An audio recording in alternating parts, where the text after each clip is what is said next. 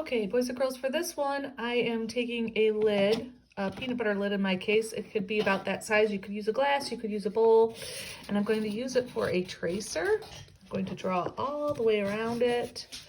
I'm going to also draw around paper, and I'm going to do that twice. So I'm going to do it once here, just like that, and then I'm going to do it a second time right next to it.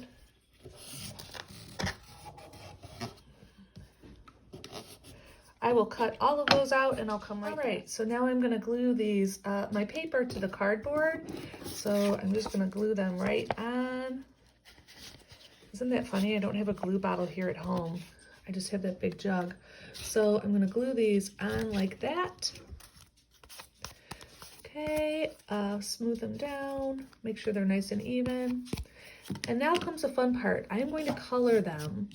I want it to be lots of color, but it can have a little bit of white too, and I'll come back and I'll show you why. Okay, the easiest way to do this is to do a color wheel. So I'm just going to take my black marker, and then I'm going to make an X in the middle, okay? And then I'm going to divide that X. I'm gonna make another line this way, and then I'm gonna make another line this way. And then I'm going to color each of those little pie slices a different color with my markers. So here you go. I'm just going to color each one in.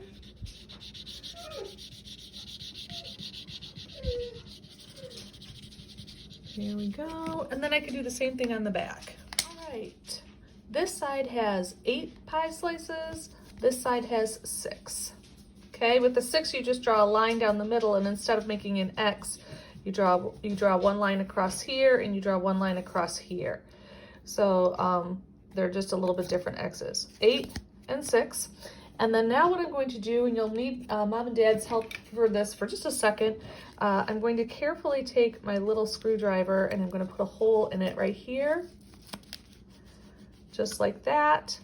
And then I'm going to put a hole over here, just like that. So 2 holes in the middle. Okay, I want to put the hole in. I've got that ready to go. And now I'm going to get some string. So boys and girls, I'm going to put string through the 2 holes. I've already put one end through this hole. And now I'm going to put the other end through this hole. The string's going to be about 3 feet long. I'm going to just kind of poke this through. I'm going to use this to poke it. Just like that. And then I'm going to come over to the other side. And I'm going to pull it. So now I have this string. One has a loop on it this way, and then what I'm going to do is I'm going to tie the other 2 ends together on the other side so that I have one long loop with this colorful disc in the middle.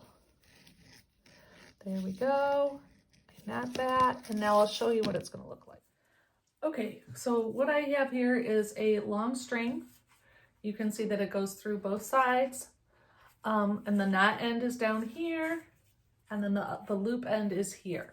So now what I'm going to do is I'm going to wind it up. And it looks like my string was probably longer.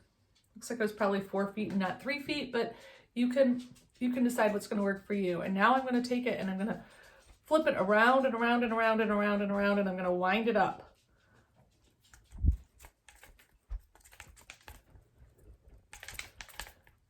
And then I'm going to pull it